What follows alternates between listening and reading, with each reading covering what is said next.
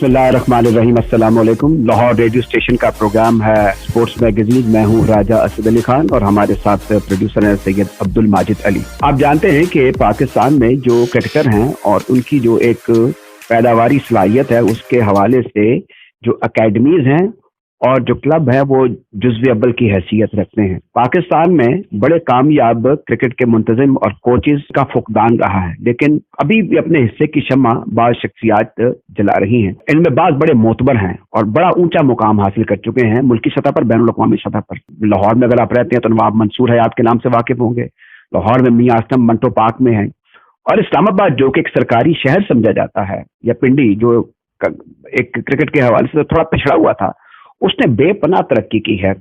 और इसमें खाल खाल लोगों के नाम हमें सुनाई देते हैं, दिखाई देते हैं।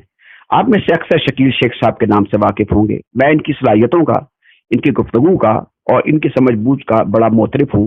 ऋषि बैनो जो है वो क्रिकेटर बनने से पहले जर्नलिस्ट थे और ये क्रिकेटर भी हैं, ये जर्नलिस्ट भी हैं। तो हम इनसे आज मुख्तलिफ सवालात करते हैं क्रिकेट के हवाले से, बदले हुए ज़माने के हवाले से और इनकी क्लब के हवाले से भी।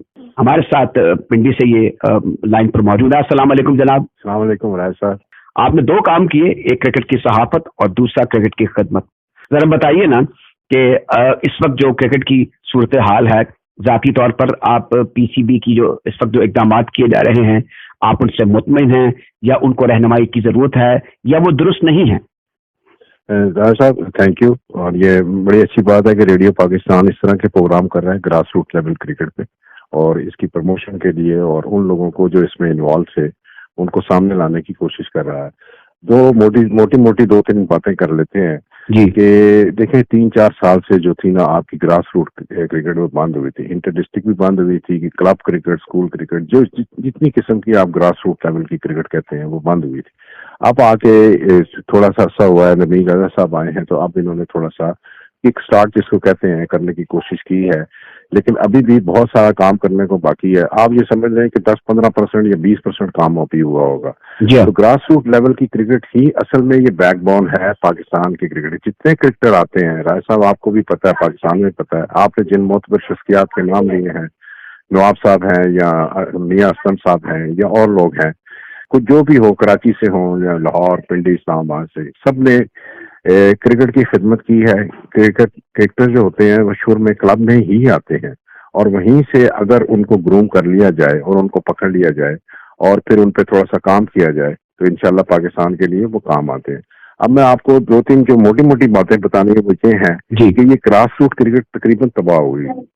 क्लब की कोई फॉर्मेशन नहीं है और अभी तक डिसाइड नहीं हुई कि किन क्लब ने खेलना है, किन्होंने नहीं खेलना। एक बात। दूसरी बात यह है कि जितनी अपनी एसोसिएशंस हैं ये सारी नॉन इलेक्टेड काम कर रही हैं, 3-4 साल से कर रही हैं, 2018 से कर रही हैं। तो यहाँ पे जरूरत थी कि भाई आप अपना एक ऐसा निज़ाम, डेमोक्रेटिक निज़ाम लाएं, इलेक्टेड लोग आए और वो इसके नीचे करें। अब जो रमीज राजा साहब कर रहे हैं एज ए चेयरमैन कि जी लड़कों को स्टाइपेंड देने हैं, ये सारे इकदाम अच्छे हैं, लेकिन अगर आपकी प्रोफेशनल नीचे एसोसिएशंस हो तो फिर वो आइडेंटिफाई करके ये सारे काम बड़ी आसानी के साथ कर सकते हैं।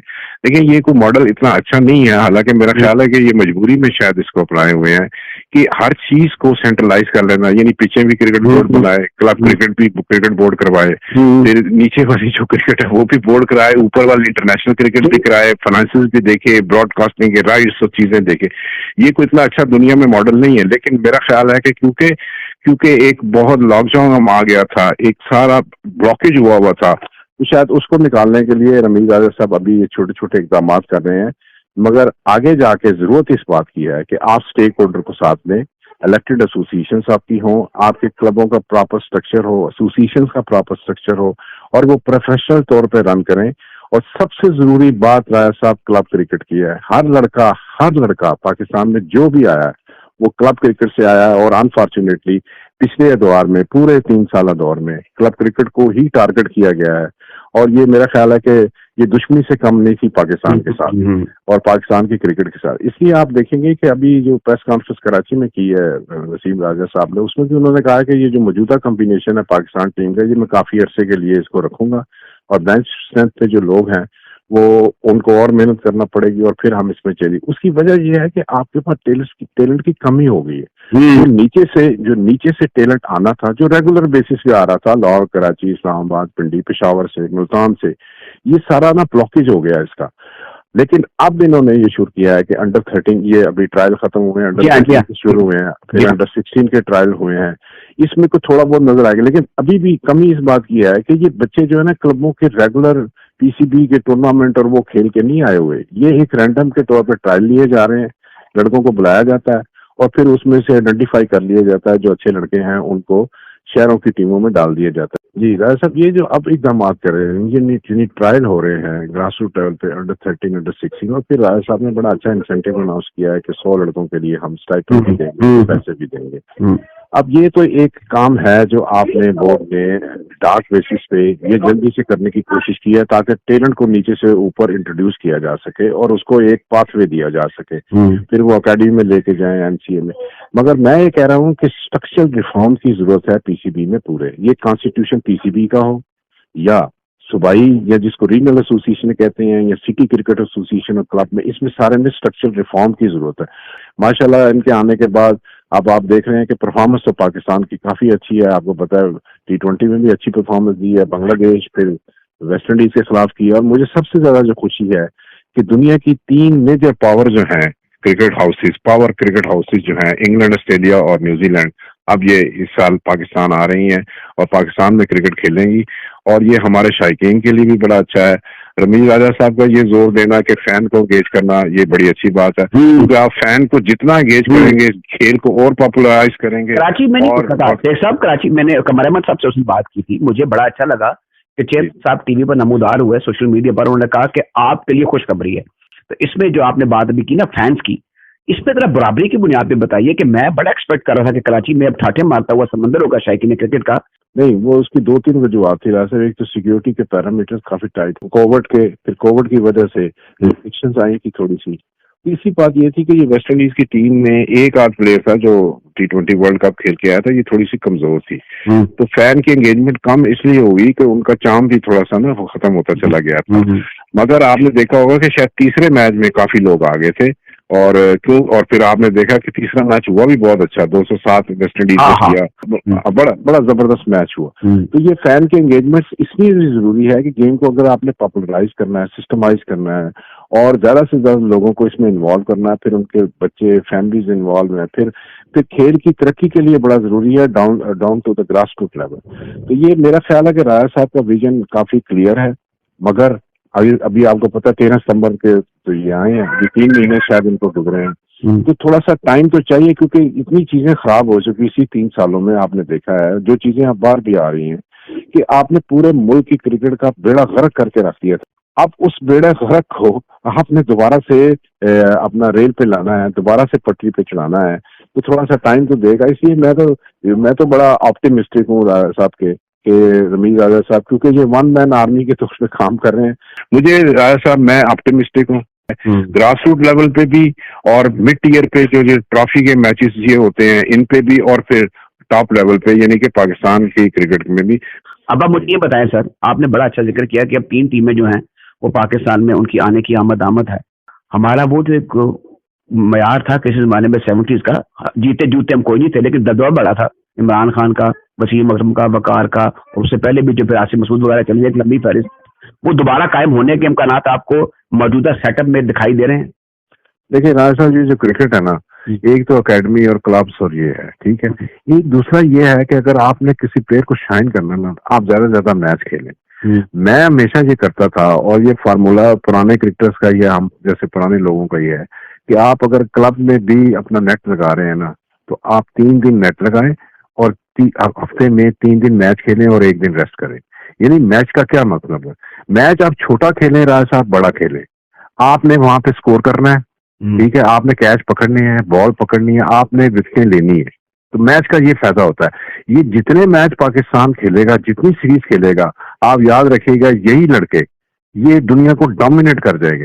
हार जीत की परवाह ना करें, हारना तो सीखा ही ना कभी, आपने जाना है जीत के लिए जाना है। एक दूसरी बात है कि आपकी इतनी ज्यादा प्रैक्टिस ही हो जाएगी कि इतनी बड़ी बड़ी टीमें आके अच्छे अच्छे प्लेयर, अल्लाह करे कि ये जो तीनों टीमें आ रही हैं, मुझे उम्मीद है कि ये फुल स्ट्रेंथ के साथ आए, तकड़ी होके आए, यानी इस तरह आए कि पाकिस्तान के लड़कों का फिर फायदा होगा कि उनके साथ खेलने का। देखिए टेस्ट भी है इसमें आपको पता T20 भी है, वनडे भी, सारी टीमों के। तो कहने का मतलब यह है कि तगड़ी टीमें, जितनी तगड़ी टीमें आएंगी, आप जितने अच्छे प्लेयर के साथ खेलोगे आपको उतना फायदा होगा, और जितने ज्यादा मैच खेलोगे लड़का उतना शाइन होगा। इसलिए मैं कहता हूं कि ये साल जो है, ये साल ऐसा होगा कि जिस लड़के ने पाकिस्तान के लिए लंबी क्रिकेट खेलनी है और उम्दा क्रिकेट खेलनी है दुनिया में, इस साल से वो निकल जाएगा और फिर हमेशा के लिए वो पाकिस्तान के लिए एक स्टार के तौर पे उभरेगा। डायमंड क्लब कोई राइजिंग स्टार और दे रहा पाकिस्तान की क्रिकेट को या हमारी फर्स्ट क्लास क्रिकेट को? नहीं, हमें तो अभी तो देखो बड़ी ज्यादती उससे हो रही है अपना रोयल नजीर के साथ, आपको पता है। इस वक्त भी काजी आजम ट्रॉफी में वो विकेट टेकिंग में सबसे, मतलब विकेट कीपर के तौर पर सबसे ज्यादा कर एक चीफ सिलेक्टर नहीं थे उस दौर में जब सरफराज विकेट कीपिंग के फराइज से अंजाम दे रहे थे, तो एक विकेट कीपर का नाम लिया गया तो उसने कहा मुझे इसकी जरूरत नहीं है।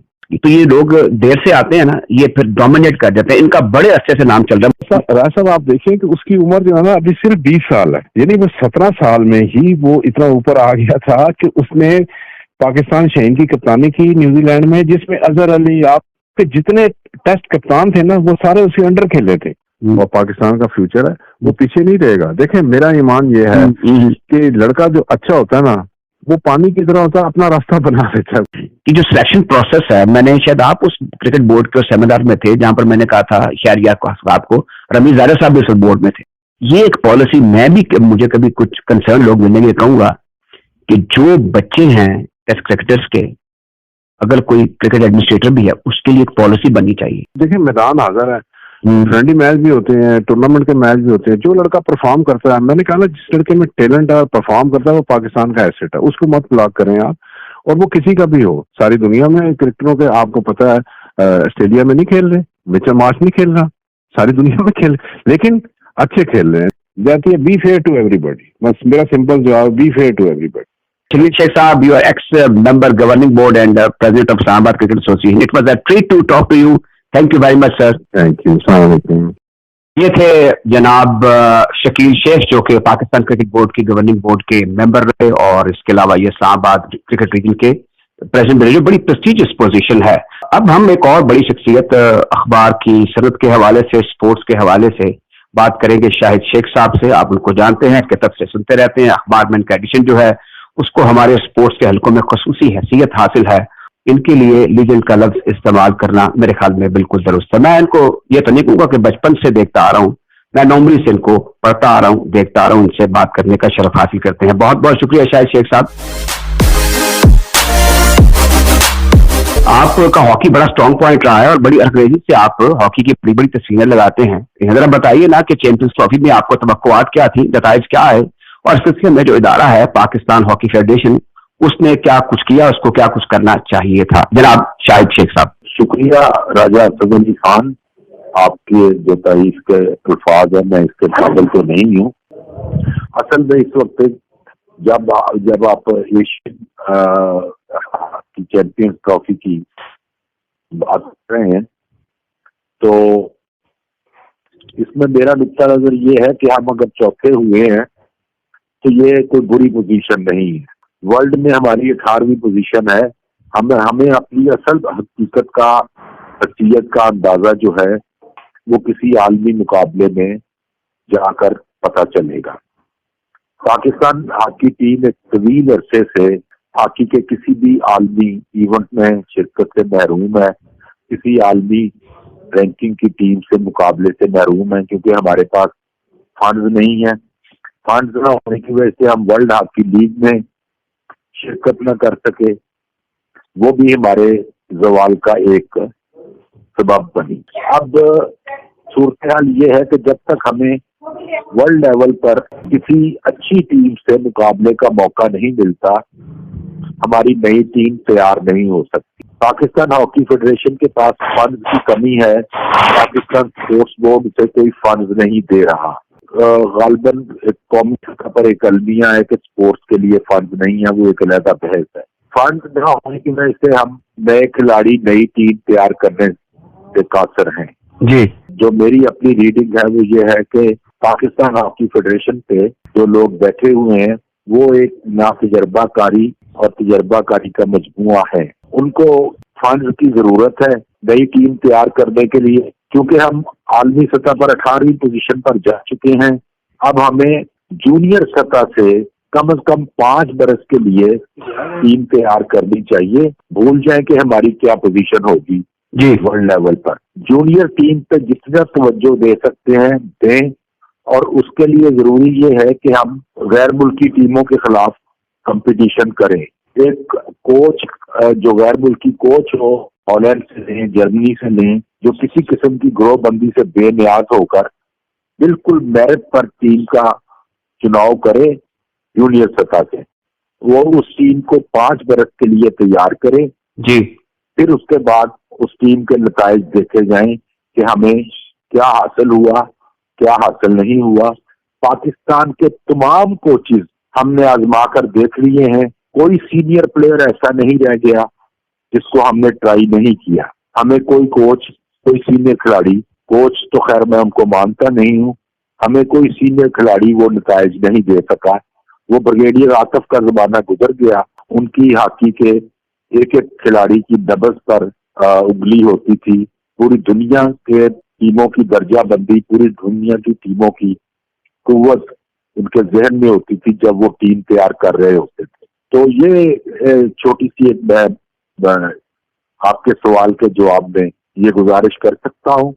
अब मुझे ये बताइए कि इदारे की सतह पर हम तारीफ करते रहते हैं पाकिस्तान हॉकी फेडरेशन की, उनको हलाशेरी भी देते रहते हैं, आप भी इस सिलसिले में अपने कलम का इस्तेमाल करते हैं, तो क्या ये लाजिम नहीं है कि जो इंटर प्रोविंशियल कोऑर्डिनेशन कमेटी की मिनिस्ट्री है वो फराग दिली से हॉकी जैसी खेल को, जिसके लिए आप दर्द महसूस कर रहे हैं, मैं दर्द महसूस कर रहा हूँ, और इस पे कौन फख्र कर सकता है? ना इदारा फख्र कर सकता है, ना उसके चेयरमैन कर सकते हैं, ना सेक्रेटरी कर सकता है, और ना वो कर सकते हैं जिनको साबिक खिलाड़ी कहते हैं। राजा साहब, खेल हमारी कौमी तरजीह नहीं रहे और उस तरजीह में हमने हॉकी को भी शामिल कर लिया है। क्रिकेट ओवरलैप कर गया है, क्रिकेट ओवरलैप कर गया है। क्रिकेट एक ऐसा बरगद का दरख्त बन गया है पाकिस्तान में जो तमाम खेलों को खा गया है, उसके नीचे कोई और पौधा जो है वो परवान नहीं चल रहा।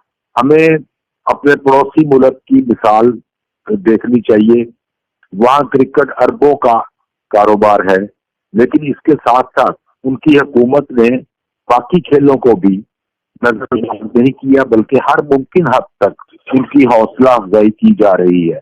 एक एक खेल का जो बजट है वो 1 अरब रुपए के लगभग है। क्रिकेट के अलावा क्रिकेट तो खुद कफील है, वो जेवलिन एथलेटिक्स में देख लें, कबड्डी में देख लें, रेसलिंग में देख लें, बैडमिंटन में देख लें, टेबल टेनिस में देख लें, उनके प्लेयर क्या कारनामे अंजाम दे रहे हैं। ये दरखास्त भी मुअद्दबाना गुजारिश की जा रही है उन ताकतों के लिए, उन ओहदेदारों के लिए कि जो लोग एक अरसे दराज से बराजमान है कुछ स्पोर्टिंग बॉडीज पे, उनको रिप्लेस किया जाए। ये आपका स्ट्रॉन्ग पॉइंट भी है और मैं भी इस बारे में एक ही राय रखता हूँ, ये भी एक वजह हो सकती है। दूसरा, आपकी विशफुल थिंकिंग रही है कि टीम जीते, क्योंकि आपका कलम तब तेजी से चलेगा जब कतार अंदर कतार हम क्रिकेट की तरह हॉकी में जीतना शुरू करें। दूसरा, मैं एक दफा लाहौर जिमखाना गया तो मुझे ये मालूम पड़ा कि इमरान खान साहब, ये बचपन की बात है, और माजिद खान साहब जो हैं वो साथ वाले मैदान में हॉकी खेलने गए हुए हैं। तो बरगद का दरख्त का आपने जिक्र किया, ये बिल्कुल सही कहा कि हॉकी के बरगद के दरख्त के नीचे, क्रिकेट के बरगद के दरख्त के नीचे हॉकी जो है वो बेजान हो चुकी है, लेकिन ऐसा पहले तो नहीं था। राजा साहब, लाहौर में बागे जना के अंदर कॉस्मोपॉलिटन क्लब के गेट के सामने जो ग्राउंड है, जिसको डूंगी ग्राउंड भी कहते हैं, वो इस जमाने में हॉकी ग्राउंड हुआ करती थी। और आपने दुरुस्त कहा कि माजिद खान वहाँ खेलने वाले खिलाड़ियों में एक रेगुलर खिलाड़ी के तौर पर शामिल हुआ करते थे। अब जब हमने अपने कौमी खेल को ही अपनी तरजीहात में से निकाल दिया, तो इस अलमियत पे जितना भी मातम किया जा सकता है वो कर ले, लेकिन अरबाब इख्तियार पे के कानों पे जू तक नहीं रेंग रही। कम से कम मेरी आईटीसी मिनिस्ट्री से ये दरख्वास्त है कि वो एक कौमी खेल को तो उसका जायज मुकाम दें। आप छोटी छोटी रकमें मुख्तलिफ खेलों में तकसीम करने की बजाय किसी एक ऐसे खेल पर अपनी तवज्जो मरकूज करें जो हमें आलमी सतह पर रोशनास करवा सकता है। मुझे यूँ लगता है कि जो इंटर प्रोविंशियल मिनिस्ट्री है उसने हॉकी फेडरेशन से कुटी की हुई है और वो समझने कि जो पैसे इनको दिए जाएंगे ये इसको दरम बरम कर देंगे, कुछ इधर कर देंगे, तो फिर अपना कोई फोकल पर्सन बना दें। लेकिन अवाम के साथ तो इंसाफ करें ना। आईपीसी जो है ना, आईपीसी जो है वो सभी खेलों के साथ ये सलूक कर रही है। उसकी वजह ये है कि खेलों पर ऐसे लोग मुसल्लत हैं जो 17 बरस से, 18 बरस से, 20 बरस से ओहदे बदल बदल कर, कभी कोई सदर था, सेक्रेटरी था तो वो सदर हो गया, सदर था वो चेयरमैन बन गया, लेकिन इनके नताइज सिफर हैं। ये लोग जाती मुफादात की खातिर खेल छोड़ने के लिए तैयार नहीं है। रिटायर्ड हजरात की अक्सरियत ऐसी है जिनके पास घर में बैठने के लिए जगह नहीं है, उनको फेडरेशन के दफ्तर मिले हुए हैं।